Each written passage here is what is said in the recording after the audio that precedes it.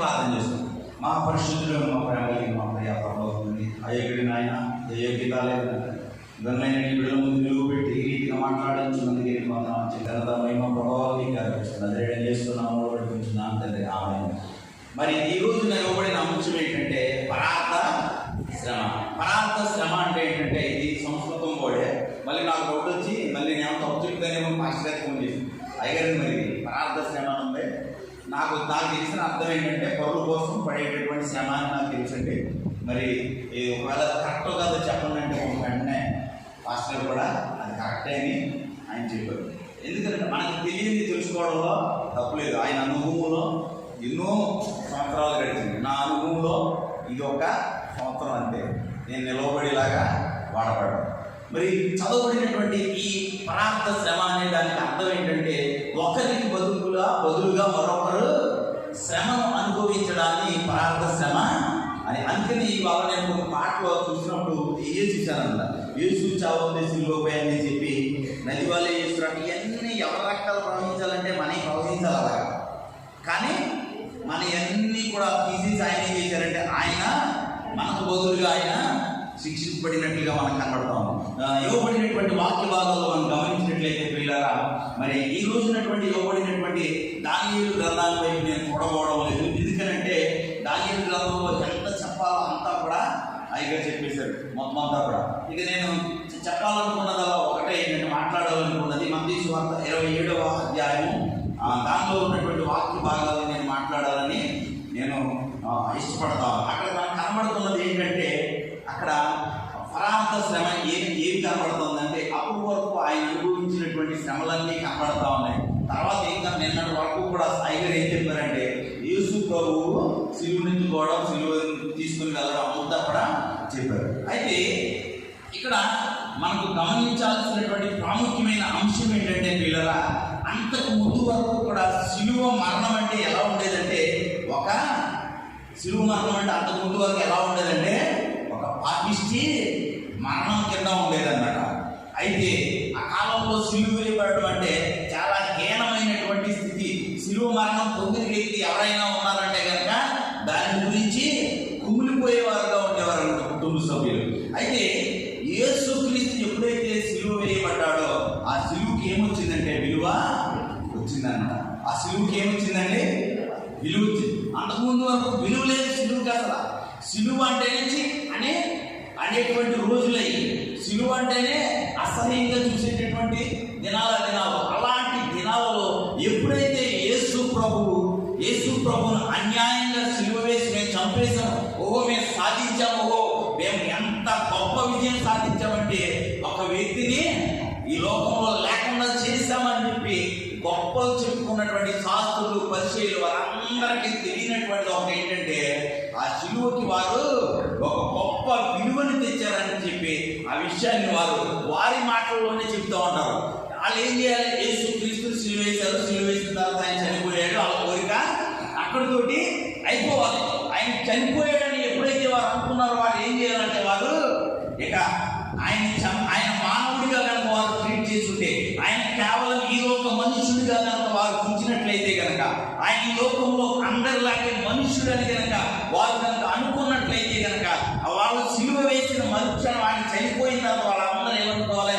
అమ్మయ్య పీడ వెల్లడైపోయింది, హాయిగా ఇంటికి మనందరం కడుపు నిండా భోజనం చేద్దాం, రేపు నుంచి మనం సమాజ మందిరాల్లో మనకు అడ్డొచ్చేవాడు ఎవడో లేడు, లేక ఇంకొక చోట మనకు ఎదురు చెప్పేవాడు ఎవడో లేడు, మన వ్యాపారాలకు అడ్డొచ్చేవాడు ఎవడో లేడు. కాబట్టి మనం చక్కగా మనం కొడుకు వచ్చని అనుకోవాలి. కానీ అక్కడ ఎవరో కూడా అలా అనుకోవట్లేదు. వాళ్ళు అనుకోకుండా ఈ చదవబడినటువంటి వాక్య భాగంలో మనం గమనించినట్లయితే ప్రియులారా మనకి ఇవ్వబడినటువంటి వాక్య భాగము 34 నుండి కలిపి 34 నుండి ఇవ్వబడిన వాక్యము ఇక్కడ 36వ వచనం ఒకసారి చదవండి దయచేసి. అంతటా అక్కడ వారు కూర్చుండి ఆయనకు ఎందుకు చచ్చిపోయినాడు కావాలేంటండి. ఆయన సిలువలు వేసేసారు, వాళ్ళు కొట్టేస్తానికి వచ్చారు, లేదా పొడిచారు, చనిపోయాడని నిర్ణయించుకున్నారు, అన్నీ చేశారు. మళ్ళీ ఏం చేస్తారట? ఎందుకని మరి చంపేశారు కదా, ఆనందపడాలి కదా. ఒక మనిషిగా మీరు అందరూ ఏమన్నారంటే ఆయన మామూలు మనిషి అన్నాడు ఒకడు. ఇంకొకడు ఏమన్నాడంటే ఆయన మనిషి కాదు, దెయ్యానికి అధిపతి అయిన బయలుజెబూలు అని చెప్పి ఒక ఆయన అన్నాడు. ఈ మనతో ఉన్నటువంటి వడ్రంగి వారి కుమారుడు కదా, మనతో ఇలాంటి చెల్లెలు మనతో లేడా, పామరుడైనటువంటి వీడికి ఎంత జ్ఞానం ఎక్కడి నుంచి వచ్చిందని చెప్పి కొంతమంది అన్నారు. అనేక మంది అనేక రకాలుగా మాట్లాడారు. ఆ మాట్లాడిన వాళ్ళందరూ ఏమైపోయారు? ఇప్పుడు ఆయన చచ్చిపోయాడు, సిలువలో పెట్టారు. బతకడానికి వాళ్ళకి తెలుసు. ఎందుకు బతకడానికి తెలుసు అంటే ఆ దారి గుండా ఆయన తీసుకుని వస్తున్నప్పుడు ఆ కొరడాలతో కొట్టినప్పుడు కానీ ఆయన ఒంట్లో ఇంకా రక్తమేమి కూడా రక్తం లేదు, ఇంకేమైనా ఉంటే కొద్దిగా నీరు లాంటి జిగురు లాంటి పదార్థం ఒకటే ఉంది. అది ఇప్పుడు తెలిసిందయ్యా అంటే ఆ ఈట తీసుకుని కడుపులో పొడిచినప్పుడు ఆయన ఒంట్లో రక్తం లేదు, కేవలం ఏముంది ఒక నీరు లాంటి జిగురు పదార్థం ఒకటే మన అంటే జీర్ణ వ్యవస్థలో ఉంటాయన్నమాట. అవి దేనికి దోహదపడతాయంటే మనం తిన్న ఆహారాన్ని జీర్ణం చేయడానికి ఉపయోగపడేటటువంటి ఆ జిగురు పదార్థాలు లాంటివి మాత్రమే ఉన్నాయి. పొడిచేరు చచ్చిపోయడానికి మళ్ళీ అక్కడ కావాలా? నేను ఎందుకు ఈ మాటలు చెప్తా ఉన్నానంటే ప్రియులారా, ఈ శిక్షలన్నీ పొందాల్సింది ఎవరయ్యా అంటే మనం పొందాలి. ఈ శిక్షలన్నీ కూడా, ఈ అనుభవాలన్నీ ఎవరు అనుభవించాలంటే మనం అనుభవించాలి. అయితే ఏమీ చేయనటువంటి వ్యక్తిని వాళ్ళందరూ ఏమనుకున్నారంటే ఈయన్నే భలే అప్పగించేవాడు, భలే దొరికిన గెలిచినట్టే తోటలో ఆయన బయలుదేరినటువంటి ఆ శిలువ ప్రయాణం మీరు గమనించినట్లయితే ప్రియులారా, మొట్టమొదటి ఎక్కడ ప్రారంభమైందంటే ఇంతకుముందు నేను వాక్యం చెప్పినప్పుడు కూడా చెప్పాను, 3 భాగాలుగా దాన్ని విభజించవచ్చు. మొట్టమొదటి ఎక్కడ ప్రారంభమైందంటే గెత్సేమనే తోటలో ఆయన తండ్రితో పెనుగులాడుతున్నాడు. ప్రభువా నన్ను ఒక్కసారి దర్శించిన ఆయన, నన్ను బలపరచు ప్రభువా, నన్ను దృష్టించిన ఆయన అని చెప్పి పెనుగులాడుతూ ఉన్నాడు. ఎందుకనంటే ఆయనకి తండ్రితో ఒక క్షణం మాత్రమే వేరు చేయబడేటటువంటిది తండ్రితో వస్తుంది. ఆ గడియ రాకుండా అంటే ఆ గడియను కూడా నేను భరించలేను ప్రభువా అని అనుకుంటా. అంత మాత్రమే కాకుండా ఇంకో ప్రాముఖ్యమైన అంశం ఏంటో తెలుసా? ఆయన దేనికోసం పెరుగులాడుతూ ఉంటాడో పేతురు వాళ్ళందరినీ ప్రార్థన చేయండి ఎలా అనుకుంటారో, ఏ సంపాదన ప్రార్థన చేయండి. ఆ కళ్ళు అంట బరువుతోటి వాలిపోతున్నాయంట, బాధంతో, నిద్రాబాధంతో వాలిపోతున్నాయి. వస్తున్నాడు ఈయన ప్రార్థన చేయమంటాడు, వెళ్తున్నాడు, ఆయన బాధపడుతున్నాడు, కన్నీరు కాస్తున్నాడు, అయ్యో నా దేవా అంటున్నాడు, మళ్ళీ వస్తున్నాడు ప్రార్థన చేయండి అంటున్నాడు. వీళ్ళకి అర్థం కావట్లా. వీళ్ళు ఏమనుకున్నారంటే ఈ కోసం ప్రార్థన చేయమంటున్నారేమో వీళ్ళు అనుకున్నాడు. దేవుడు ఏమంటున్నాడంటే మీరు శ్రమలో పడకుండానట్లుగా ప్రార్థన చేయండి. మీరు ప్రార్థన చేయాల్సింది నా కోసం కాదు. రాబోయే రోజుల్లో ఈ కొద్ది గంటల్లో మీకు శ్రమలు రాబోతా ఉన్నాయి. గోధుమలు జల్లించినట్లుగా జల్లించిపోతా ఉన్నాడు.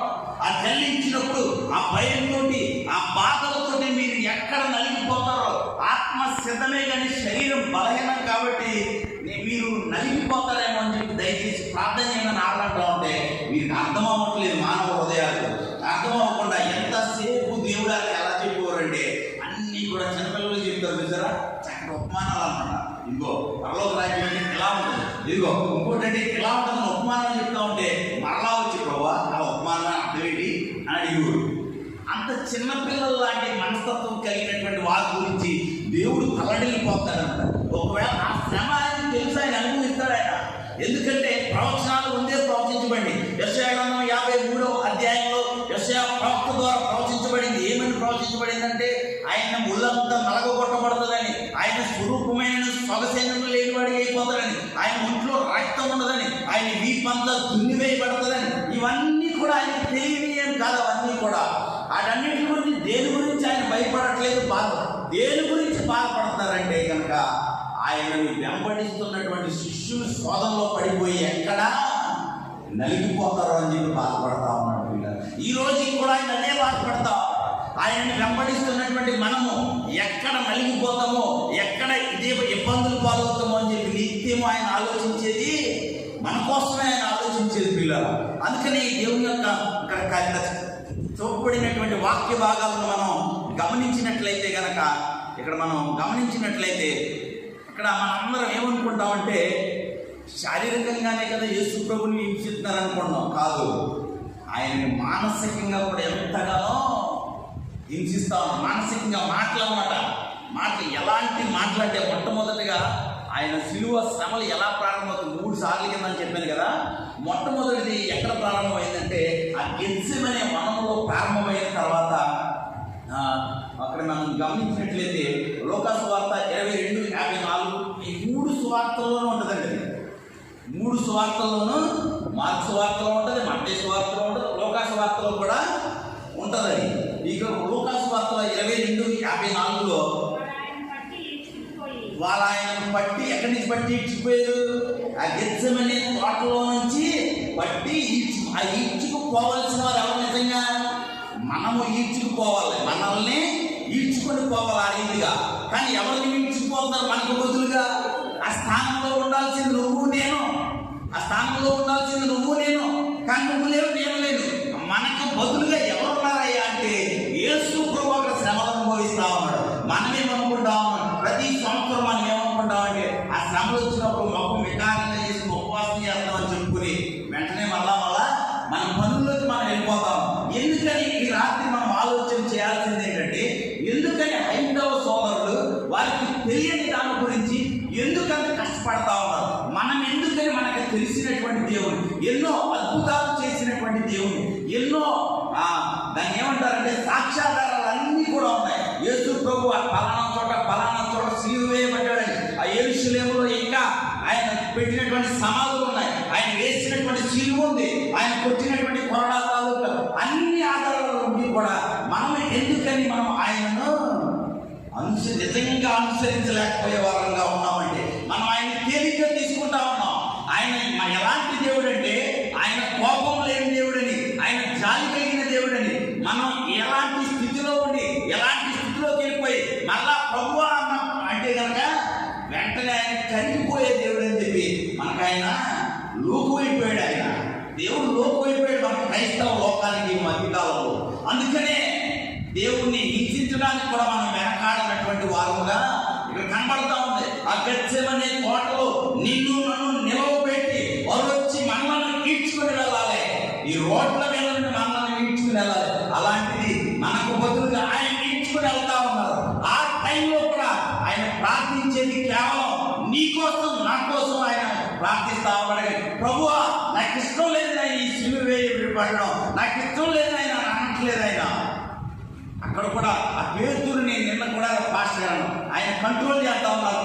పేతురు ఆగు, నేను ఒకవేళ పిలిస్తే కనుక నా దేవుడు ఎంతో మంది దేవదూతలను పంపగలిగినటువంటి శక్తివంతుడు నా దేవుడు, నువ్వు ఆగు, ఇది నేను చెయ్యాలి అని చెప్పి ఆయన మాట్లాడుతున్నా. ఆ గెత్సెమనే తోటలో ప్రారంభమైనటువంటి ఆ ఈడ్చుకు రావడం అనేది కనుక మనం ఉదయం ఆ రాత్రి అంతా కూడా ఆయన ఏం చేశారంటే మన లోకాసు వార్త 22:66 కనుక మనం గమనించినట్లయితే, లోకాసు వార్త 22 ఉదయం కాగానే ప్రధాన యాజకులను ఎక్కడికి తీసుకెళ్లారంటే ఉదయం రాత్రి అంతా కూడా ఈడ్చుకొచ్చారు, అన్నీ చేశారు, అన్నీ అయిపోయింది. మళ్ళా మహాసభ దగ్గరికి ఆయన్ని తీసుకొచ్చారు. ఆ మహాసభ దగ్గర ఏం చేశారో తెలుసా? ఒకడేమో యూదుల రాజు నువ్వంట కదా అని ఒకడనేవాడు, ఒకడేమో ముఖం మీద కొట్టి నేను కొట్టినోడు ఎవడో ఒకసారి చెప్పనేవాడు, ఒకడేమో తల్లి నేను ఎవరు తన్నారో చెప్పాను. ఆ కన్నులు తినాల్సింది నీవు నేను, ఆ దెబ్బలు తినాల్సింది నీవు నేను, ఆ అవమానాలు పడాల్సింది మనము. కానీ మనకు బదులుగా ఆయన అవమానించబడ్డాడు. అందుకనే దేవుని యొక్క ప్రేమ విలువ మనకు తెలియట్లేదు పిల్లరా. కనీసం ఒక కన్నీటి బొట్టును కూడా మనం కాచలేనటువంటి బండబారిపోయినటువంటి హృదయం. మన ఆలోచన అంతా ఎలా ఉంటుందో తెలుసా?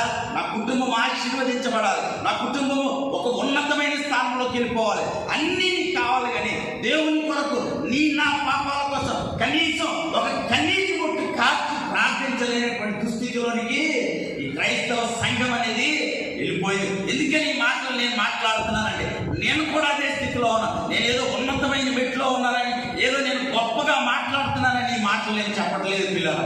ఈ యొక్క ఆ పెద్దల సభలోకి తీసుకెళ్ళి ఆ పెద్దలుగా పిలువబడుతున్న వారు అందరూ చేస్తున్నటువంటి నీవు నేను ఏ పని అయితే ఈ రోజు చేస్తా ఉన్నామో, నీవు నేను దేవుని ఆలయానికి వచ్చి ఇంటిని మర్చిపోలేనటువంటి వారంగా ఉన్నాం. దేవుని ఆలయానికైతే ఫిజికల్ గా మన శరీరం అంతా వచ్చి దేవుని ఆలయంలో కూర్చుంటుంది, కానీ నీ మనసు ఎక్కడ ఉంటుందంటే నీ కష్టం కలిగిన కష్టం మీద నీవు ఆలోచిస్తా ఉన్నావు. నీ ఇంట్లో విడిచిపెట్టినటువంటి సమస్య సమస్యల మీద ఉంటా ఉంది. నీ ఇంట్లో ఉన్నటువంటి నీ బిడ్డలు ఎదుర్కొంటున్నటువంటి సమస్యల మీద నీ మనసు మాత్రం దేవుని ఆలయంలో ఉండట్లేదు. నా మనసు ఎక్కడెక్కడో తిరుగుతా ఉంది. ఆ మనసు వెళ్ళి ఇక్కడ ఉండేది ఏంటయ్యా అంటే ఈ కట్టె మాత్రమే ఇక్కడ ఉంటుంది. కానీ దేవుని ఇచ్చినటువంటి ఆత్మ మాత్రం ఇక్కడ అది ఎక్కడెక్కడో తిరుగుతూ ఉంది. దేవుడు శుభ్రం చేసి పెడితే మళ్ళా 7 దెయ్యాలను తీసుకుని వచ్చి మన ఇంట్లో తెస్తవేస్తుంది. ఒక్కొక్కరిని ఒక్కొక్కటి నాకు వరకు నేను చూసుకుంటే ఒకవేళ నేను ధనాశలో నేను ఉన్నానేమో, కంటి చూపుతో చూపు ఆశలో నేను ఉన్నానేమో, ఈ లోకంలో బంధకాల్లో బంధించబడి ఈ లోకం వైపు చూస్తున్నాను. కానీ నా దేవుడు నా గురించి చేసిన త్యాగాన్ని కానీ నేను అనుభవించవలసిన కష్టాలను ఆయన అనుభవించాడని కానీ ఎన్నడూ కూడా స్పృహలోనికి రావట్లా. ఎవరో ఒకరు నీ కుటుంబంలో నువ్వు రక్షించబడితే చాలు, నువ్వు నీతిగా నిజాయితీగా మనం మోకాలేసి ప్రభువా నా కుటుంబాన్ని పైకి లేపవలసిన వాడు నీవే అని గనక మనం ప్రార్థన చేస్తే గనక ఆయనకి వెనుదిరిగి చూసే దేవుడు కాదాయన. జక్కయ్య ఇంటికి వచ్చినప్పుడు జక్కయ్య ఒక్కడే రక్షించబడ్డాడు. ఇంట్లో కుటుంబం అంతటికి జక్కయ్య ఒక్కడే రక్షించబడ్డాడు. ఇంట్లో ఉన్న వాళ్ళందరూ కూడా రక్షించబడాల. జక్కయ్యను బట్టి, జక్కయ్య కలిగిన మారు మనసును బట్టి కుటుంబం అంతా రక్షించబడింది. పిల్ల ఈ మాటలు నేను ఎందుకు చెప్తా ఉన్నానంటే ఈ పెద్దలు శాస్త్రులు కానీ పిలవబడే వారు అందరూ కూడా హేళన చేస్తా ఉన్నారు, ఎంత అవహేళన చేస్తా ఉన్నారంటే ఇది నా జీవితంలో కూడా అనేక మార్లు మనం చేసిన వారంగానే ఉన్నాం. మనం ఎలా చేయలేదా దేవుణ్ణి? మనం ఎన్నిసార్లు ఆయన్ని బాధ పెట్టలేదు, మనం ఎన్నిసార్లు ఆయన్ని కష్టపెట్టలేదు. ఆయన దేవుడు కదా, మాట్లాడలేనటువంటి దేవుడని నువ్వు అనుకుంటా ఉన్నాం, ఆయన్ని మర్చిపోయే దేవుడని నువ్వు అనుకుంటా ఉన్నాం. అది రాత్రి దేవుడు నీతోటి నాతోటి నేను మర్చిపోగలగడానికి కారణం ఏంటో తెలుసా? నీ కొరకు నేను కల్వరిలో రక్తము వెలయించి నేను కొనుక్కున్నాను. నేను నీ కొరకు నేను నీ దగ్గర హృదయం అనే తలుపు దగ్గర నేను వేచి ఉంటా ఉన్నాను. ఇంక ఏ దేవుడు కూడా చేయలేదండి ఇలాగా. ఏ దేవుడు కూడా ఏ యొక్క మత గ్రంథముగా కానీ ఏ యొక్క మతంలో కానీ వాళ్ళు లేదండి. ముస్లిమ్స్ ఉంటే ఇంకోటి ఏదో అడుగుతారు, హిందువులు అయితే ఇంకోటి, ఒక్క క్రైస్తవంలోనే ఏమీ ఒక్కలా ఉచితం. ఇది శిష్యులతో చెప్పండి, మీరు ఉచితంగా పొందుకున్నారు కాబట్టి నేను ఉచితంగా ఏమన్నా ఈ మధ్యలో వచ్చిన లేదో కొద్దిగా రేట్లు పెట్టారు కానీ ఆ రేట్లు లేవండి అసలు బైబిల్లో. ఆ రేట్లు అయితే బైబిల్లో లేవు. నువ్వు ₹1 కూడా ఇవ్వాల్సిన అవసరం లేదు. దేవుని సన్నిధిలో కానుక ఇచ్చినా ఇవ్వకపోయినా మొదటి వచ్చేటటువంటి నష్టం కూడా ఏం లేదు. మనం ఇచ్చినా ఇవ్వకపోయినా ఈ రాత్రి మనం ఆలోచన చేయాల్సింది ఏంటంటే ఎవరు శిక్షించబడాలి, ఎవరి శిక్షని ఎవరు భరిస్తా ఉంటారు, ఎవరి పాపాలకు బదులు ఎవరు ఏడవబడతా ఉంటారు, ఎవరి పాపం గురించి ఎవరి వీపు దుమ్మివేయబడతా ఉంది. ఈ మధ్య రాత్రి కాల సమయంలో మనం ఒకసారి జ్ఞాపకం చేసుకో. అంతేకాకుండా పిల్లరా ఇంకొక విషయాన్ని గమనించినట్లయితే అక్కడితో కూడా ఆగల, మళ్ళీ అక్కడి నుంచి ఎక్కడికి తీసుకెళ్లారంటే లోకాసు వార్త 23వ అధ్యాయం 1వ వచనంలో ఉంటుంది. ఆయన తీసుకుని రాత్రంతా గెత్సెమనే తోటలో పట్టుకుని గెత్సెమనే తోట చుట్టూ తిప్పుకుంటారు. ఆ తర్వాత పొద్దున్నే పెద్దల సభకు తీసుకెళ్ళి నేను కొట్టినోడు ఎవడో చెప్పు, నేను ముట్టినోడు ఎవడో చెప్పు, లేకపోతే ఇంకోటి ఏదో నువ్వు దేవుని కుమారుడు కదా నువ్వు నన్ను ప్రవచించు అని అన్నవాడు మళ్ళీ ఎక్కడికి తీసుకెళ్లారండి. అక్కడ కూడా వారి కోపం చల్లారలేదు. అప్పుడు కూడా మళ్ళీ ఎక్కడికి తీసుకెళ్లారంటే పిలాతు దగ్గరకు. చాలా ప్రాముఖ్యమైనటువంటి అంశం ఏంటో తెలుసా పిల్లరా? ఆనాడు యూదులు అనేవారు రోమా సామ్రాజ్యం కింద బానిసలుగానే ఉన్నారు. ఎవరికి కట్టాలి పన్ను? ఎవరికి కట్టాలి? కైసరికి పన్ను కట్టాలి. అడుగుతారు కదా దేవుడి దగ్గరికి వచ్చి, కైసరికి పన్ను ఇవ్వడం న్యాయమా కాదంటే నాన్నగుడ్డి ఇలా పట్టరా, ఇది ఎవరి బొమ్మ? కైసరి అయితే కైసరికి ఇచ్చే దేవుని. అయితే ఎప్పుడైతే ఆ రోమా సామ్రాజ్యం కింద ఉన్నారో ఆ రోమా గవర్నమెంట్లో ఉన్నటువంటి అధికారులు అందరూ కూడా ఏమంటున్నారంటే యూదులను లేక వారిని ఎలా చూసే అనగదొక్కేబడేటువంటి వారిగా చూసేవారు. యూదుల మీద పరిపాలన ఏమో చేసేవారండి. రోమా సామ్రాజ్యం పరిపాలన రోమా చక్రవర్తుల కాలంలో ఏలుబడిలో ఉంది. ఆ రోమా చక్రవర్తులు అందరూ ఏమంటారండి? యేసు నిర్దోషం చెప్తా ఉన్నారు. ఈ యేసు ఎవరంట? నిర్దోషి యేసు. కానీ తన స్వజనులు ఏమంటా ఉన్నారు? ఈయన దొంగ, ఈయన ఇంకొక దోపిడీగాడు, లేకపోతే ఈయన దేవునికి వ్యతిరేకంగా మాట్లాడుతున్నాడు. ఎంత అసలు ఎంత దౌర్భాగ్యమైన ఈ రోజున క్రైస్తవ జీవితాలు, క్రైస్తవ్యం లోకంలో అలాగే ఉన్నాయి. బయట ఉన్న ప్రజలందరూ కూడా దేవుడు తెలుసుకుంటా ఉన్నారు. మీ దేవుడు నిజమైన దేవుడు అని సాక్ష్యం చెప్తా ఉన్నారు. గొప్ప గొప్ప కులాల నుండి, గొప్ప గొప్ప ఉన్నత స్థానాల నుండి వచ్చిన వారందరూ ఏమంటారు? యేసు ప్రభు నిజమైన దేవుడు, అవసరమైతే యేసు క్రీస్తు కోసం మా ప్రాణాలు ఇవ్వడానికి మేము సిద్ధమని వారు చెప్తా ఉంటే, చిన్నప్పటి నుంచి దేవునిలో ఉన్నటువంటి మనం చిన్నతనం నుంచి ఉగ్గు పాదతోనే బైబిల్ వాక్యాలతో పెరిగినటువంటి మనం ఏమంటున్నాం అంటే, సిలువేసేయండి, ఆయనే సిలువేసేయండి. నీది నాది కూడా తెరకే అవుతుంది. అందులో ఏమనుకుంటా ఉన్నాయో ఆ రోజు నేను లేనని ఈ రోజులో ఉన్నావు. ఈ రోజు నువ్వు సిలువేయించడానికి మనం అరుస్తా ఉన్నాం. భక్త సింగ్ గారు ఎవరండి? భక్త సింగ్ గారు పుట్టు క్రైస్తవుడా? సాధు సుందర్ సింగ్ గారు పుట్టు క్రైస్తవుడా? ఎవరో వీళ్ళందరూ ఎవరంటే, వీళ్ళందరూ కూడా వేరే వేరే చోట్ల నుంచి వచ్చిన వారు. వాళ్ళ క్రైస్తవ్యం అంటే తెలియదు, వాళ్ళ చిన్నతనం నుంచి వాక్యం అంటే తెలియదు, బైబిల్ అంటే తెలియదు, ప్రార్థన అంటే తెలియదు. కానీ వారు రక్షించబడిన తర్వాత ఎలా అయిపోయారంటే, ఎలా అయిపోయారు? ఈ ప్రపంచాన్నే దేవుడి కొరకు జయించేటటువంటి యుద్ధ వీరులుగా మారిపోయి, ఎంతటి యుద్ధ వీరులుగా మారిపోయారంటే పిల్లల నిజంగా మరి మాటలు మనం జ్ఞాపకం చేస్తే వింటా ఉన్నాం, వాక్యం వింటా ఉన్నాం, వెళ్తా ఉన్నాం, వస్తా ఉన్నాం. అంటే నూతనత్వం అనేది మనకు కావాలి. ఇందులో కావాలంటే మన ఇంట్లో ఉన్న వస్తువుల్లో నూతనత్వం కావాలి, మనం కట్టుకునే బట్టల్లో నూతనత్వం కావాలి, మనకు అన్ని విషయంలో నూతనత్వం కావాలి. ఒక హృదయంలో మాత్రం నూతనత్వం ఎప్పుడు అదే. ఎవరన్నా గట్టిగా వాక్యం చెప్పడానికి గొంతుకుంటున్నాడు, ఎందుకు గడ్డను మర్చిపోయాడా? ఓ గొంతుకుంటున్నాడు, ఎందుకు తెరమాడాడు? అది నువ్వు సిలువేయడం కాదని దేవుడిని ఎందుకు కాదనుకుంటున్నావు? దేవుడు అంటా ఉన్నాడు, నేను నిన్ను ప్రేమిస్తున్నానని. ఈరోజు నేను నీ రీతిగా నేను ఉంచడానికి గల కారణం ఏంటో తెలుసా? నీ ఎడల నాకున్నటువంటి ప్రేమ అక్కడ. ఎన్ని ఇబ్బందుల నుంచి దాటుకుని వచ్చావు, ఎన్ని ఇరుకుల నుంచి నేను తప్పించాను, అయినా ఎందుకని నా దగ్గరకు రాలేనటువంటి వారిగా ఉన్నారని అడుగుతా ఉన్నాడు. ఇక్కడ అడుగుతా ఉన్నాడు దేవుడు, నేను గెత్సెమనే తోటలో నేను శ్రమ అనుభవించానంటే కనుక నీకోసమే. నేను అధికారులు, అధిపతుల దగ్గర నేను తృణీకరించబడ్డానంటే అది నీకోసమే. ఆ యొక్క పిలాతు దగ్గర నేను మౌనీయమానంటే అది కూడా నేను నీకోసమే. ఎప్పుడైనా ఆలోచించారా? అసలు దేని గురించి బాగా ఆలోచించాలో తెలుసా? నేను కూడా అంతే. మా అమ్మాయిని డాక్టర్ని చేయాలి, మా అబ్బాయిని ఇంజనీరింగ్ చేయాలి, బాగా ఆలోచిస్తాను. అలా ఏమైపోయినా వాళ్ళు బతుకులు ఏమైపోయినా పర్వాలేదు. నాకు మాత్రం ఏ ఆలోచన లేదు. ఎప్పుడైనా దేవుడి గురించి ఆలోచించావా? నా కుమారుడు దేవుడి బిడ్డలు దేవుళ్ళు ఎలా ఎదుగుతాడో. ఇంకొకటి నేను స్కూల్లో పనిచేయడానికి గల కారణం ఏంటి తెలుసండి? నాకులాగా చిన్నప్పుడే నేను వేసి ఆ స్కూల్లో తక్కువ జీతమైనా నేను అక్కడే పనిచేస్తాను. నీ ఊరు వదిలితే ఎక్కువ జీతం వస్తుంది, నాకు మళ్ళీ జాయిన్ అయిపోవచ్చు. నేను కానీ ఆ స్కూల్లోనే పట్టుకుని అలవాటానికి ఉండే ఒకే ఒక్క కారణం, ఎంతవరకు కూడా ఉంటే తర్వాత ఇంటర్ లాస్ట్లో తీసేసి కూడా ఉంటుంది. ఇదే ఆలోచన. నేనేమి గొప్పని చెప్పట్లా, మానవ స్వభావం నాలోనే కనబడదు.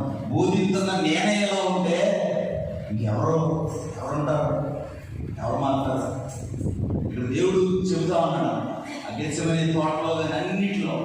ఇక్కడ మీరు గమనించినట్లయితే కనుక పిల్లలు అసలు ఎంత ఘోరమైనటువంటి, ఆయన ఎంతగా ఆయన్ని అవమానపరిచారంటే మీకు ఒక విషయం చెప్పారు. యూదులకి జనరల్గా ధరించేటటువంటి ఒక 5 రకాలైనటువంటి బట్టలు ఉంటాయంట. యూదులు ధరించేటటువంటి బట్టలు, అది ప్రతి యూదుడు అది ధరించాలి వారి ఆచారం ప్రకారం. అది ఏంటంటే అవి కూడా లాగేస్తున్నారు ఆయన దగ్గర నుంచి, అవి కూడా లాగేస్తున్నారు. చూడండి ఇక్కడ ఏంటంటే యూదుల దగ్గర మా చెప్పులు ఉంటాయి కదండి, యూదులు ఖచ్చితంగా వారు బూట్లు వేసుకునేవారు. ఆ బూట్లు ఏమైతే కాలంలో మామూలు పాదాలతో ఆయన్ని నడిపిస్తున్నారు. నువ్వు నేను చెప్పులు వేసుకుని తిరుగుతా ఉన్నావు. ఇంకొక మాట చూడండి, ఆయన తలపాగా ఉంటుంది సార్ యూదుకి, ఇలా పెట్టుకుని ఇలా ఉంటుంది యూదుకి. అది కంపల్సరీగా ఉండాలి.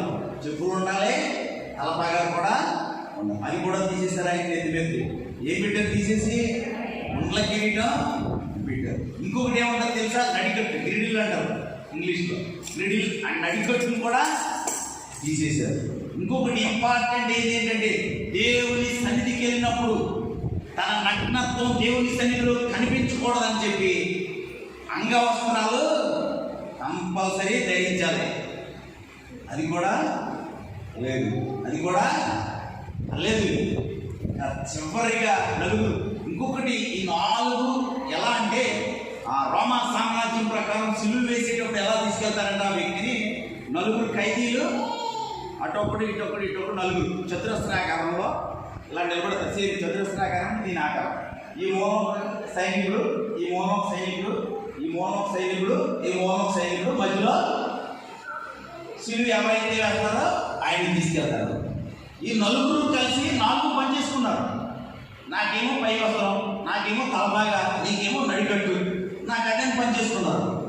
ఒకటి మిగిలిపోయింది ఏంటంటే అది ఆయన పై వస్త్రం మిగిలిపోయింది. అదేంటంటే అవుటర్ క్లోక్ అంటారు దాన్ని. ఆ పై వస్త్రం ఒకటే మిగిలిపోయింది. ఆ పై వస్త్రాన్ని చూస్తే నేను చెప్పారు కదా అయ్యారు, ఆ పైనుంచి నిలువుటంగి అన్నమాట, ఎక్కడా కుట్లేదు, ఏమి లేదు. దాన్ని చూడగానే 4 ముక్కలు తీసుకుంటే కాన్సోపులు కదా. ఏం చేశారంటే 4 పంచుకున్నారు. 4 తీసుకున్నారు. ఒకటి తలపాగా తీసుకున్నారు, ఒకటి ఏదో చెప్పులేదు తీసుకున్నాడు, ఒకటి ఇంకో వస్తువు నడిగొట్టు ఒకటి తీసుకున్నాడు. దీని గురించి ఏం చేస్తున్నారంటే మనం చీట్లు వేసుకుంది ఎవరు అడిగే దేవుడు నగ్నంగా నిలబడడానికి కూడా ఇష్టపడ్డాడు మన గురించి. ఆయన మనల్ని అలా చేయమంటా, నువ్వు నీట్గా తయారయ్యే దేవుని ఆలయంలో కనుక నీకున్న దాంట్లోనే ఉన్నతమైన బట్టలు వేసుకుని దేవుని సన్నిధిలో రమ్మంటున్నాడు ఆయన. అది కూడా మనం చేయలేనటువంటి వారుగా ఉన్నాం. ఇంకా అంతకు మాత్రమే కాకుండా మేము ఇంకొక 2 ప్రాముఖ్యమైన విషయాలు చూపించి త్వరగా నేను ఇది ఎంత అంటే దేవుడు ఎందుకని ఎలా మారిపోయాడంటే గలతీయులకు రాసిన పత్రిక 3వ అధ్యాయం 14వ వచనము 2వ భాగంలో చదివితే కనుక ఆయన ఎందుకని అలా మారిపోయాడో మనకు అర్థమవుతుంది. గలతీయులకు రాసిన పత్రిక 3వ అధ్యాయం 14వ వచనం, క్రీస్తు మన కోసం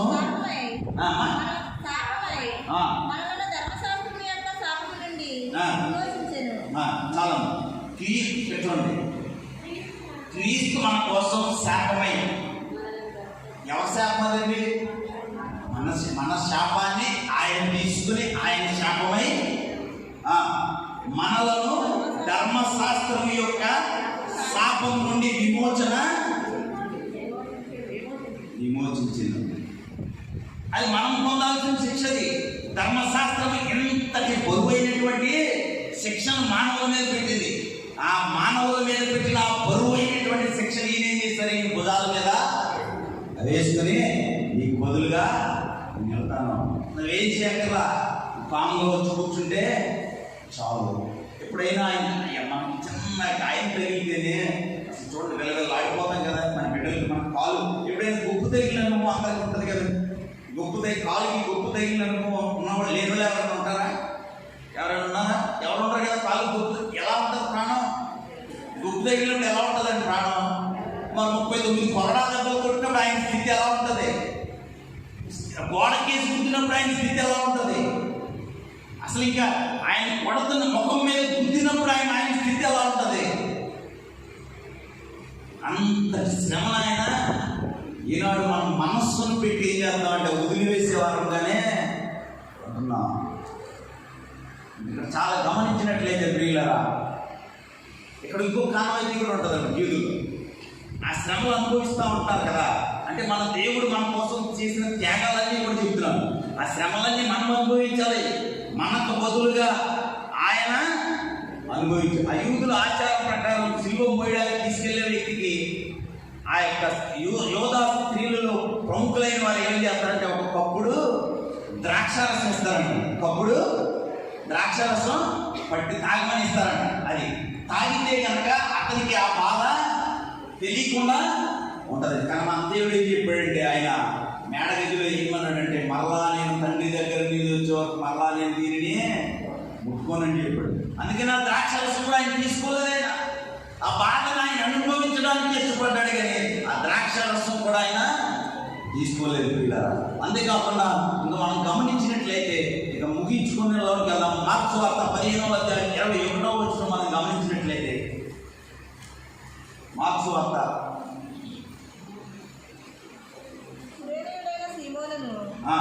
ఒకడు పల్లెటూరు నుండి వచ్చి, ఒకసారి నేను ఎందుకు ఈ మాటలు మీకు నేను అయ్యారు ఆల్రెడీ చెప్పారు.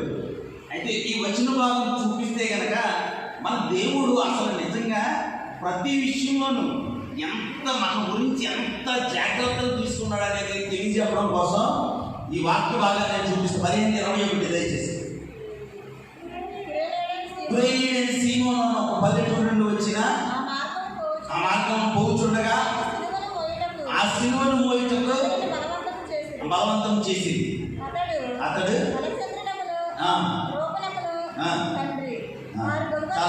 ఈ ఇద్దరు యొక్క పేర్లు అలెగ్జాండర్, నెక్స్ట్ ఇక్కడ ఈ పేర్లు ఇచ్చాడు కదా, ఆ పేర్ల దగ్గరికి వెళ్ళి మనం చూస్తే కనుక వీళ్ళు ఈ యొక్క క్యురేనియన్ సీమోను ఆ ప్రాంతానికి అప్పుడు ఎందుకు వచ్చాడంటే, ఆఫ్రికా ప్రాంతానికి వెళ్ళి నివసిస్తున్నటువంటి క్యురేనియన్ సీమోను ఆ టైంలో అక్కడికి ఎందుకు రావాల్సి వచ్చిందంటే పస్కాని ఆచరించడానికి అక్కడికి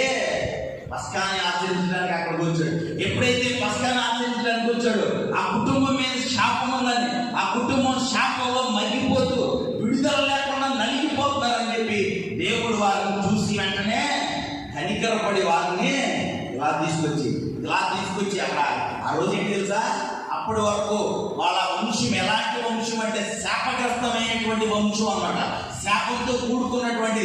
ఆ రోజు ఏమైపోయిందంటే గొప్ప కృపతోటి వారి కుటుంబము ఆ సిలువ ఏం మోసింది లేదు, ఏమీ లేదు. జస్ట్ ఇలా వచ్చాడు, ఒకసారి బుధం మీద అలా పెట్టుకున్నాడు, ఒక అడిగేసి ఉంటాడు అంతే. ఓకే టాటా బాయ్ వీళ్ళు పర్వాలేదు, నేను అనుభవించడానికి ఇక్కడ సిద్ధంగా ఉన్నాను. ఎంత గొప్ప దేవుడు చూడండి ఒకసారి. అసలు నిజంగా ఆయన తీసుకున్నటువంటి ఆ జాగ్రత్తలు ఒక్కొక్కటి ఆలోచన చేస్తే, ఆయన చేసినటువంటి ప్రణాళికలు ఒక్కొక్కటే అంటే చూసుకుంటాను, ఒళ్ళు పులకరిందా ఉంటుంది అన్నాడు.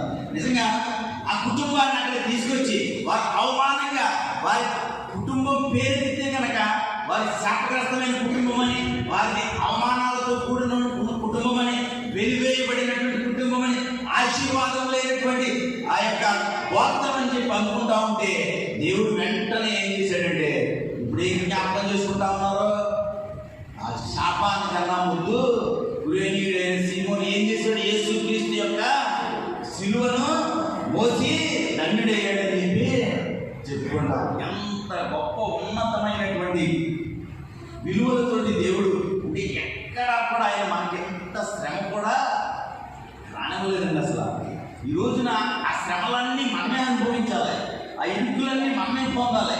అసలు మనం ఎక్కడ ఉండాల్సిన తెలుసా, సామాజికంగా కూడా మనం ఎక్కడ ఉండాలో తెలుసా, ఈ దేవుని మిషనరీలే కనుక రాకపోయి ఉంటే మన బ్రతుకులు ఎక్కడుండేయో ఊరి చివరనే, ఇంకా ఊరి చివరనే ఉండేవి.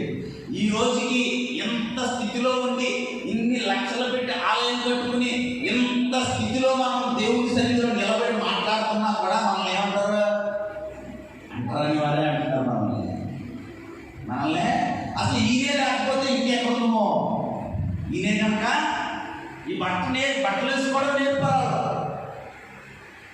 మనకు నేర్పడమే కాదు, మనతో పాటు వాళ్ళకు కూడా అన్ని కవులు చెప్తారు. వాడి అన్నీ కూడా అలా తయారు చేసి యేసు ప్రభు తయారు చేసి అన్నీ కూడా ఈ మాటలు ఏదో మిమ్మల్ని ఆనందపరచడానికో లేకపోతే ఇంకో దానికో చెప్పట్లేదు.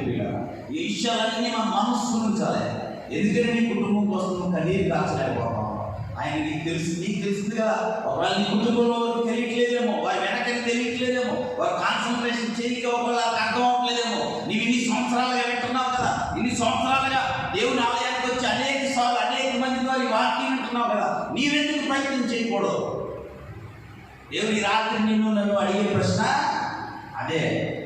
మన పిల్లల చదువు కోసం ఎంత శ్రద్ధ తీసుకుంటాం, పిల్లడికి రాకుండా చూస్తున్నాంటాం. మళ్ళీ నువ్వు వేలికెట్టి గవర్నమెంట్ స్కూల్కి పంపితే అన్నీ ఇస్తారు పాపం. ఎందుకని బాగా చదవాలి, ఉన్నతమైన మరి నీ తండ్రి అలా అనుకోకూడదా? పరలోకం తండ్రి నేను తయారు చేసినటువంటి వ్యక్తికి నీ మీద అధికారం లేదా? నీ కడుపును పుట్టినటువంటి పిల్లడు తప్పు చేస్తే నువ్వు తట్టుకోలేవని అవసరమైతే నాలుగు తగ్గుతావు. వీడు నా మాట ఎట్లేదని చెప్పి అవసరమైతే వాడిని చిత్తపడతానికి కూడా నువ్వు వెనకాలవే. నేను తయారు చేసుకుని నీవు ఆయన కొరకు జీవించాలని, నీవు నీ బిడ్డలను నీ కొరకు జీవించాలని ఎలాగైతే కోరుకుంటున్నావో, ఆయన తయారు చేసుకున్నటువంటి ఇష్టపడి తయారు చేసుకున్నటువంటి నీవు ఆయన కొరకు వాడబడట్లేదని చెప్పి ఆయన నేను గద్దించడంలో తప్పు ఉండదా? కానీ ఆయన కూడా అలా చేయలేదు. ఆయన అయినప్పుడు అలాగా చేయలేదు. ఈ రాత్రి ఆయన నీతోటి నాతోటి మాట్లాడుతా ఉన్నాడు. నాకున్నవన్నీ విడిచిపెట్టేస్తున్నాను. మొట్టమొదటిగా నా తండ్రితో ఉన్నటువంటి రాజకుమారుడిగా సింహాసనాన్ని నేను విడిచిపెట్టాను. సింహాసనం విడిచిపెట్టడమే కాదు, ఈ భూలోకానికి వచ్చి నేను ఎలాగ మారాను? బానిసగా మారి పనికి మాలిన వారి కాళ్ళు కడగడానికి నేను ఇష్టపడ్డాను. అంత మాత్రమే కాదు, ఈ లోకంలో విడవబడిన వారు ఎవరైతే ఉన్నారో వారందరి చేత నన్ను నేను హింసించడానికి నేను వారికి అనుమతించాను. నేను వారికి అనుమతించడమే కాదు, ఏ ఒక్కరూ చనిపోవడానికి ఇష్టపడనటువంటి హేయమైనటువంటి శిలువ మరణం నేను నీ కొరకు మరణించడానికి ఇష్టపడ్డాను. ఎంత చేసిన నీ కోసం నేను ఎంత చేశానే, ఈ నా కోసం ఈ పాపి ప్రభువాలను క్షమించను ఒక్క మాట్లాడలేవా? ఆయన కన్నీళ్లతో అడుగుతా ఉన్నాడు. రక్తం నిండినటువంటి శరీరంతో ఒళ్ళంతా కూడా రక్తం కారుతున్నటువంటి స్థితిలో ఆయన నేను అడుగుతున్నాడు. ఈ రాత్రి నీ కొరకు నేను ఇన్ని త్యాగాలు చేశాను కదా, నా కోసం నా సన్నిధికి వచ్చి నువ్వు కన్నీటి కాచి ఒక్క కన్నీటి పుట్టు కాచి నీ కుటుంబం కోసమే. ఆయన ఇంకో మాట కూడా అంటా ఉన్నాడు, అది సిలువ లాక్కెళ్తా ఉన్నప్పుడు ఆయన నడవలేకపోతున్నటువంటి స్థితిలో అక్కడ వచ్చిన వారందరినీ చూసి ఇంకొక మాట అంటాడు. ఏమంటావు? నా కోసం మీరు ఏడవద్దు, మీకోసం మీ పిల్లల కోసం మీరు. ఇలా చెప్పిన వాళ్ళు ఎవరైనా ఉన్నారా? ఎందుకని గుర్తించలేకపోతాం? దేవుని ఆలయానికి వస్తాం, వాక్యం వినం, దేవుని సన్నిధికి వస్తాం, ప్రార్థన చేయి. మనసు ఎక్కడో ఉంటుంది, మనిషి ప్రజెంట్ అవుతుంది, ఎక్కడెక్కడో తిరుగుతూ ఉంటాం. దేవునికి సన్నిధి అంటే భయం ఉండదు, దేవునికి ఎదురు తిరిగే వారంగా ఉంటాం. ఈ రాత్రి నిన్ను నన్ను అడుగుతా ఉన్నాడు, నీకోసం నేను ఇన్ని విడిచిపెట్టాను కదా, నీ శరీరానికి హాని చేసే వాటిని నువ్వు విడిచిపెట్టకూడదా? నీ మనస్సులో నిన్ను భంగ చేసేటటువంటి అసూయ ద్వేషాలు అనేటువంటి నువ్వు విడిచిపెట్టకూడదా? నీ రాత్రి అడుగుతా ఉన్నాడు. ఈ రాత్రి సమాధానం చెప్పవలసిన బాధ్యత మన మీద ఉంది. దయచేసి లేచి ఒక్క 2 నిమిషాలు ప్రార్థన చేద్దాం. మళ్ళా సంఘ జ్ఞానాలన్నీ కూడా అయిపోయింది. ఇంకా పరిశుద్ధ వారంలోకి వచ్చాం. ఇంకా బహుశా ఆయన సిలువ రోజునే ఆయన జ్ఞాపకం చేసుకుంటాం. ఈ రాత్రి నీతో నాతో మాట్లాడుతున్నాడు ఆయన. ఇదిగో మరలా నీ జ్ఞాపకం చేస్తున్నాను, నీకోసం సింహాసనాన్ని విడిచిపెట్టాను, తండ్రితో కూడా ఉండేటటువంటి గొప్ప భాగ్యాన్ని కాదనుకున్నాను, ఈ లోకంలోకి వచ్చాను, అందరి దాసుడిగా మారి అందరి కాళ్ళు కడగడానికి నేను ఇష్టపడ్డాను, అనేక మందితోటి ఏడవబడడానికి, కొట్టబడడానికి, తృణీకరించబడడానికి నేను ఇష్టపడ్డాను అందరికీ. అంత మాత్రమే కాదు నీ కొరకు ఎన్ని అవమానాలైనా భరించాను. ఎన్నో మాట్లాడినారు, నువ్వు నిజంగా దేవుడు అయితే దిగిరా అన్నారు. చనిపోయిన వ్యక్తిని లేపినప్పుడు చూసిన వారందరూ కూడా తర్వాత ఏమన్నారంటే నువ్వు నిజమైన దేవుడిగానా అని అడిగారు అందరూ కూడా. ఈ రాత్రి కన్నీరు కాదు, ఒక్కసారి హృదయాన్ని స్పందింపజేసుకుందాం. ఒకసారి ఆ సిలువ వైపు చూడు, ఆ కల్వరిలో రక్తం ఇంకా తడియాలని రక్తం ఇంకా కారుతూనే ఉంది. అది ఎప్పుడు ఆగుతుందంటే నీ ఎప్పుడైతే ప్రభువా నీవు నన్ను చేయి పట్టుకున్న తండ్రి అని చెప్పి నువ్వు యథార్థమైన హృదయపూర్వకంగా నీవు ఎప్పుడైతే ఆయన అడుగుతావో అప్పుడు మాత్రమే ఆ తడియాలని రక్తం నీ కుటుంబానికి రక్షణగా మారిపోతావు. నువ్వు చాలు నీ కుటుంబాన్ని రక్షించుకోవడానికి, నువ్వు చాలు నీ కుటుంబం అంతా, నీ బంధువులందరినీ రక్షించుకోవడానికి, నువ్వు చాలు నీకు సంబంధించిన వాళ్ళందరినీ దేవుళ్ళని నడిపించడానికి. అందుకని దేవుడు నిన్ను ఎన్నుకున్నాడు, అందుకనే నీ కుటుంబం కోసమే దేవుడు నిన్ను ఎన్నుకున్నాడు. లేదంటే ఈ రాత్రి వారు కూడా ఇక్కడ ఉండేవారే. ఎవరికి లేనిటువంటి గొప్ప ధన్యత నీకు ఎందుకు ఇచ్చాడో తెలుసా? నీ కుటుంబానికి నువ్వు ఆశీర్వాదంగా మార్చాలి, నీ ప్రాంతానికి నువ్వు ఆశీర్వాదంగా మార్చబడాలి, నీ వీధికి నీవు ఉన్నతంగా దేవుని యొక్క దర్శనాన్ని చూపించే బిడ్డగా ఉంచాలని ఈ రాత్రి ప్రార్థన చేద్దాం. ఎవరు కూడా మౌనంగా ఒక్కసారి నోరు తెరిచి ప్రార్థన చేద్దాం. ప్రభువా నాయన నీకు వందనాలు స్తోత్రాలు ప్రభువా. ఈ రాత్రి నన్ను విడిచిపెట్టొద్దని ఎవరు కూడా మౌనంగా ఉండవద్దు పిల్లల. ఈ రాత్రి దాటిపోతే మరలా ఇంకో రోజు ఉందో లేదో, మరలా మనకి ఇలాంటి తరుణం దొరుకుతుందో లేదో, అయ్యా నీకు వందనాలు ప్రభువా అని చెప్పి కన్నీరు కాలుతాం. హల్లెలూయా, రాజా నీకే స్తోత్రం ప్రభువా. గొప్ప దేవుడా, ఘనమైన దేవుడా, అయ్యా ప్రతి పరిశుద్ధమైనటువంటి స్థలంలో ఉన్న ప్రభువా నీకు వందనాలు స్తోత్రం. హల్లెలూయా, స్తోత్రం స్తోత్రం స్తోత్రం. అయ్యా నీకే వందనాలు ప్రభు, నీకే వందనాలు. ప్రార్థన చేయండి. ఎవరు కూడా మౌనంగా ఉండదు, ఎవరు కూడా మౌనంగా. నీ హృదయ స్థితిని దేవుని సన్నిధిలో క్రమరించ, నీ హృదయ స్థితిని దేవుని సన్నిధిలో క్రమరించు. చూపించాయండి. అయ్యా నాది ఈ పరిస్థితి ప్రభు, నాకు చేయించి సాయం చేయండి అయినా అని అడిగితే కనుక, ఆయన నీవు యథార్థంగా అడిగితే కనుక దావీదును రాజుగా చేశాడు, యోసేపును ఐగుప్తు మీద ప్రధానిగా చేశాడు. నిన్ను కూడా అలాగే చేయడానికి ఇష్టపడతా ఉన్నాను.